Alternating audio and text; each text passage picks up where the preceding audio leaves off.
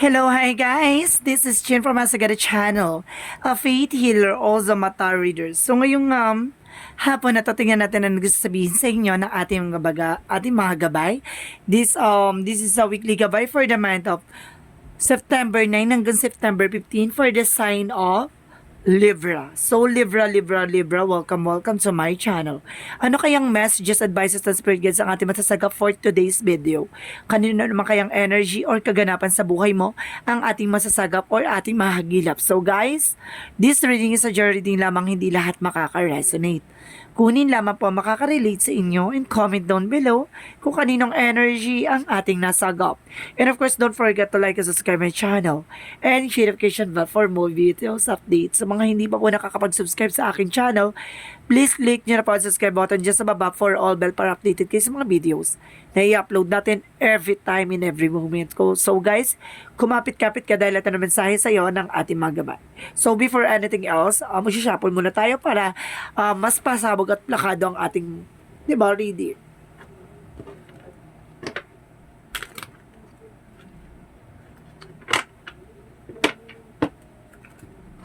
Oh my goodness.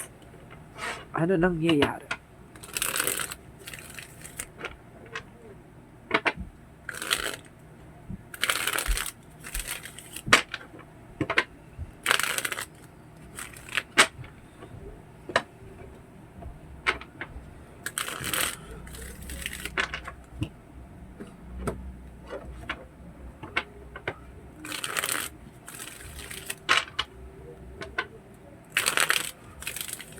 Okay, umpisahan na natin guys. Angel Spirit Messages, ano kaya ang mensahe sa iyo ng ating mga gabay for the sign of Libra? Ano ang pinaka-message sa iyo ng ating mga gabay? So there's a Two of Pentacles. There's a balance. So magkakaroon ka raw ng balance dito guys. At the same time, there's the word card. There's a trouble, communication, and false communication. Now, may paggalat, may pagrampa dito, guys, ha? Meron ditong magiging, there's a trouble. And of course, there's a Five of Wands in reverse. No? Tapos na yung struggle, tapos na yung failure, and tapos na yung conflict. And of course, there's an Eight of Cups, letting go, moving on. Kailangan mo nang kumawala sa mga pinagdaanan mo, no? Kumbaga, siguro, may mga bagay na hindi ka matanggap. So, this is your time na kailangan mo nang pakawala. Additional messages. And of course, there's a Page of Coin. Kumbaga, there's a manifestation. May mga bagay na mamamanifest ka dito. And of course, there's a new fresh ideas. And of course, the Palace of Coin that brings you into success. Kumbaga, magkakaroon ng success dito in the near future. What is the Two of Coin? There's a Two of Coin represent the Nine of Coin. Ibig sabihin dito, mukhang magkakaroon ka na masaganang buhay dito. Mukhang dudumugin ang iyong negosyo, hanap buhay. Mukhang magkakaroon ka ng blossoming abundance about sa trabaho. What is the word card? There's a Four of Coin. Ibig sabihin dito na kailangan mong maging practical about sa finances, mag-budget ka, no? At the same time, kailangan mo mag-ipon. Kung nasa ibang bansa ka, wag puro padala. No, sinasabi sa'yo dito na mag-ingat ka sa mga perang pinapadala mo at mag-ingat ka sa perang pinaghihirapan mo. What is the Five of Wands in reverse? So, there's a Knight of Coin. Being practicality ko. So, ibig sabihin, nagkaroon ng struggles about din sa pera, no? Pagtatalo about sa pera kasi baka kulang yung padala mo, kulang yung pera, ganito. Kumbaga, mag-ingat ka, no? Baka some of you, baka nagpapadala kayo tapos may business kayong pinunda tapos wala pala kayong business na uuwian. So, what is the Eight of Cups? There's a Knight of Wands. There's a slow and steady, no? Kailangan mong, kumbaga, have a patient, no? Kumbaga, moving on, at kailangan mo nang kumawala sa sitwasyon. Pero, takes time. Talagang panahon at oras talaga magbibigay talaga sa'yo ng, kumbaga, eksena dyan. And of course, there's a Page of Coin. There's a Palace of Wands. Kumbaga, there's a lot of struggles na nangyari from the past, no? And of course, ngayon parang binibigyan ka ng bagong paglilinaw sa isip mo. So, what is the Palace of Coin? There's a King of Coin. So, there's a practicality about sa finances. Kailangan maging practical ka at kailangan maging wise ka na this time. Kumbaga, about sa Pentacles talaga ha, may mga pinagdaanan kayo about sa pera ha. Nagtiwala kayo dito, tapos niloko, gano'n, siguro. or nagkaroon ng conflict pagdating sa finances. At the same time, there's a four of wands, there's a celebration, there's an homecoming. Some of you baka umuwi galing ibang bansa, or umuwi ng Pilipinas, o umuwi sa ibang bansa. Some of you, there's some wedding, there's an engagement, there's a celebration. What is the world, and of course the four of coin? The four of coin. There's an Empress card, there's a revert, no? Panibagong chapter, panibagong eksena. At the same time, there's a magician. No, mamamanifest ka dito, T. Meron ka dito makokontrol. May mamamanifest ka dito. What is the Five of Wands in reverse and the Knight of Swords? Okay, there's a the Sun card. Magkakaroon ka ng pure positivity at makukuha mo yung solution din sa ginagawa mo para magkakaroon ka ng enlightenment dito. So, let's see, guys. What is the other messages? Inom lang ako ng water, guys, ha.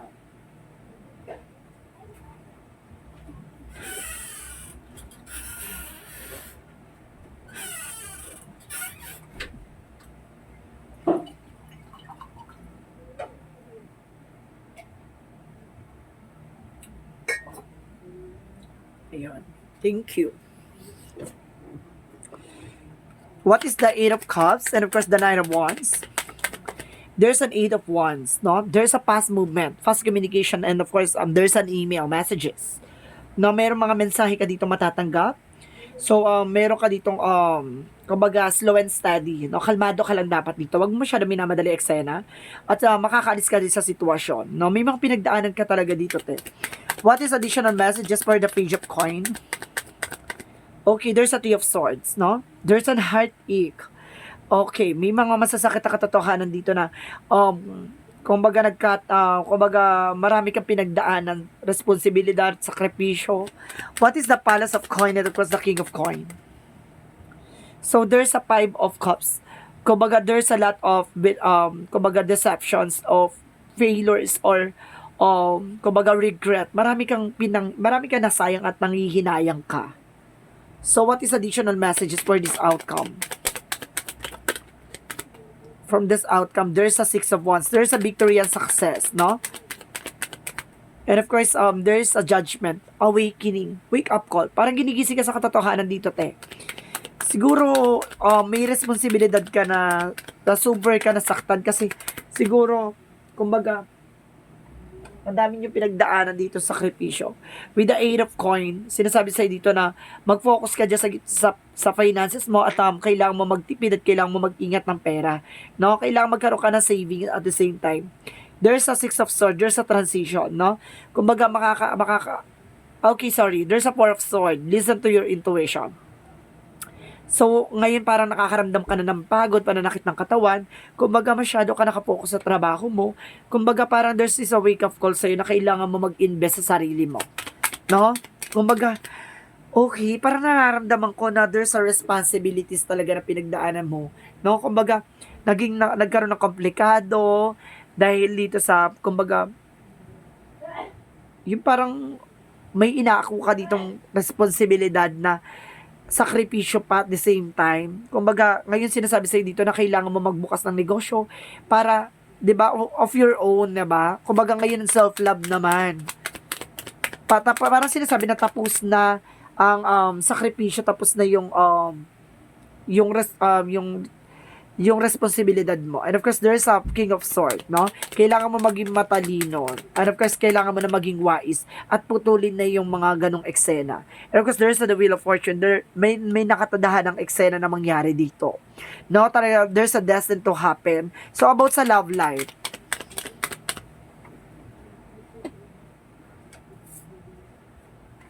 About sa love life, there's a Ten of Wands. Talaga, nagkaroon talaga ng failure din about sa love life.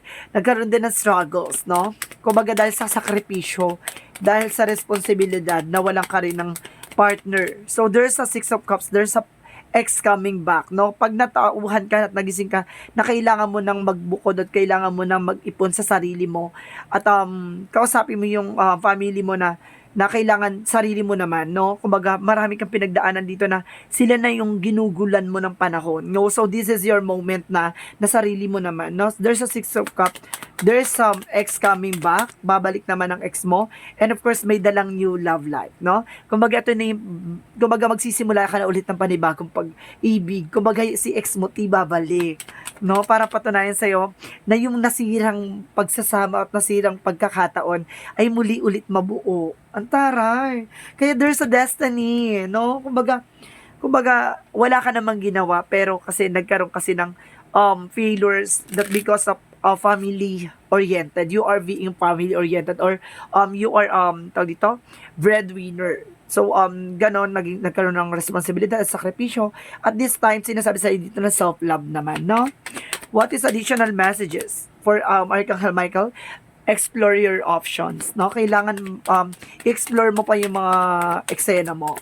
At this and of course, there's a favorable outcome. Papabor naman daw sa iyo tong eksena na to. No? Papabor na sa iyo yung eksena sa lahat ng pinagdaanan mo. So what is the Love Oracle card? And of course, there's a Phoenix, no? New phase, no? New phase and change. And of course, there's a camera, remnants, no? Make a memories. No? Gagawa ka na naman ng panibagong eksena yung dalawa, no? Learn from the past. Marami ka na natutunan sa nakaraan mo. Ang taray. What is additional messages? And of course, sinasabi dito, there's a success, no? Talagang no greater goal than to love. Wala talagang mas ibang success talaga kundi ang pag-ibig na wagas. No? Yung tunay na pag-ibig. So, what is the romance angels? What is the romance angels? Forgiving and learning. Talaga may mga natutunan ka talaga. No, may mga pinagdaanan talaga kayo, no? Forgiving and learning. No, talagang marami kayong pinagdaanan sa love life. And of course, sinasabi niya, as you release and heal the past, you experience more love in your present moment. So, what is additional messages? There's a various environment. No? Kailangan mong, kumbaga, mag-enjoy. And at the same time, there is an imagination. Kailangan mo nang makita yung bigger picture of yourself. Yung desires into reality. May mga hinihiling tayo o may mga pinapangarap tayo na minsan na nating hiniling na ngayon tutuparin mo na.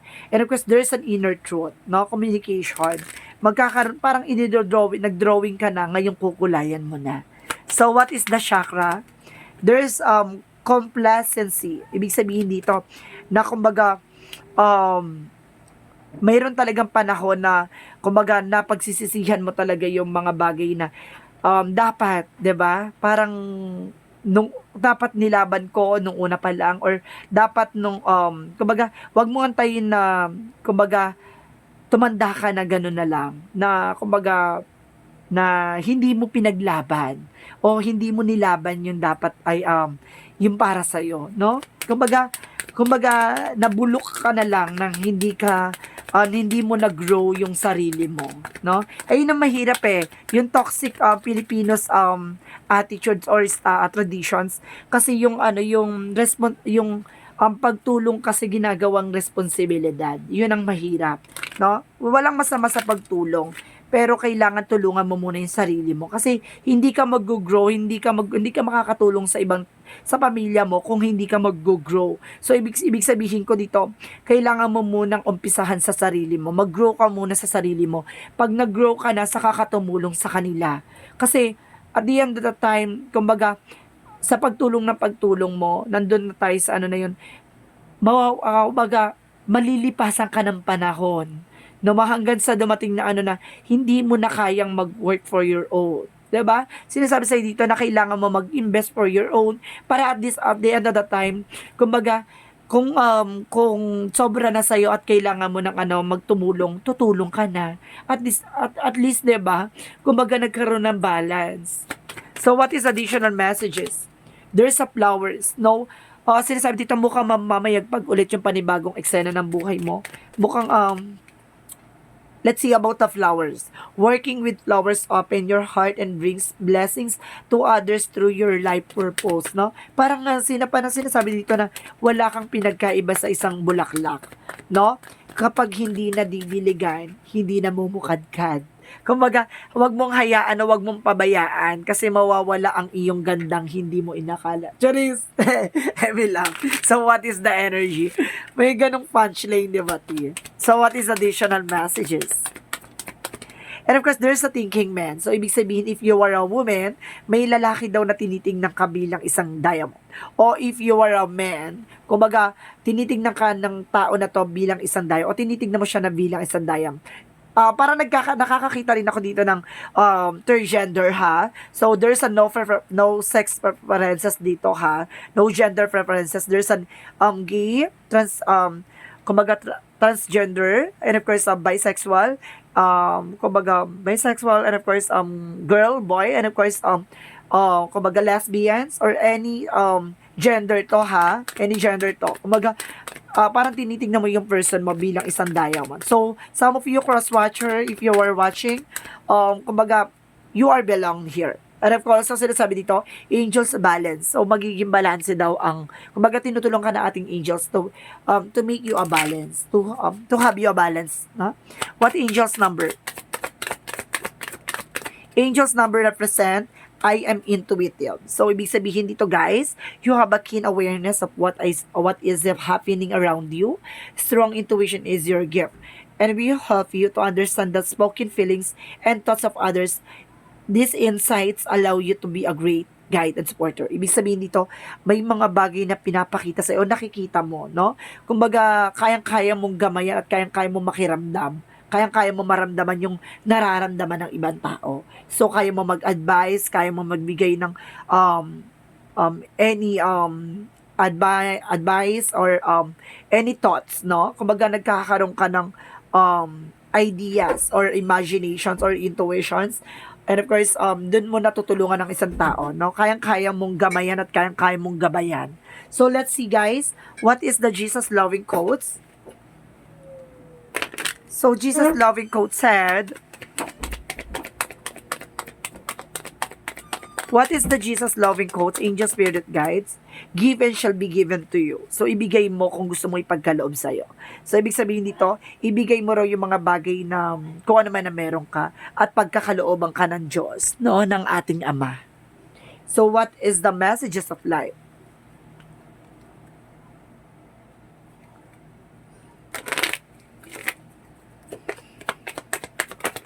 And of course, the return to the inner temple.